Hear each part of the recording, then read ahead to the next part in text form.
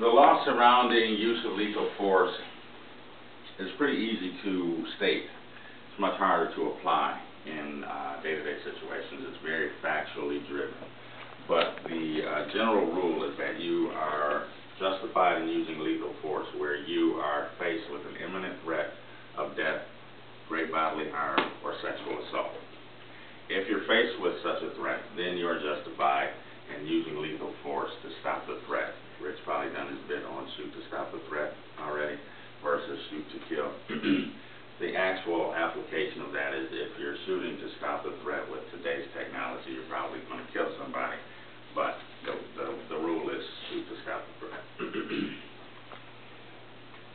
There used to be in Michigan, and there still is in some states, Ohio being one of them notably, a duty to retreat before using lethal force, where retreat was practical and wouldn't put you at any greater risk of harm.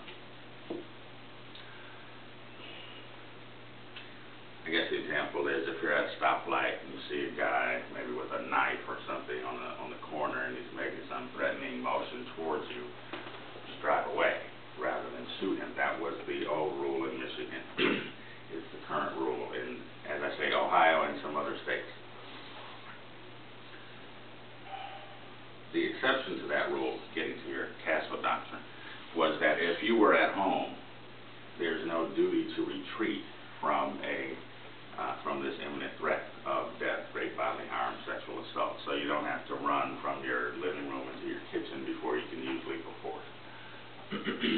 Joe, I have a question for you. So let's say you're in your own business, but there is like bulletproof glass, and somebody comes in.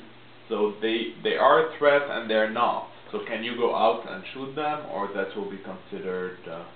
I guess the way I look at that is twofold.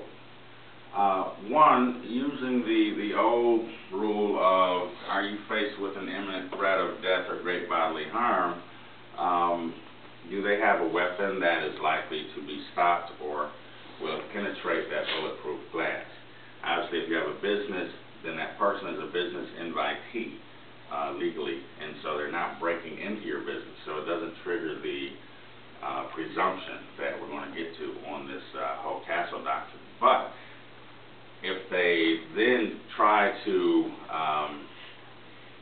get through the bulletproof glass, whether through the door or some other way, it's an interesting question whether or not that would constitute breaking in, so to speak, and then trigger the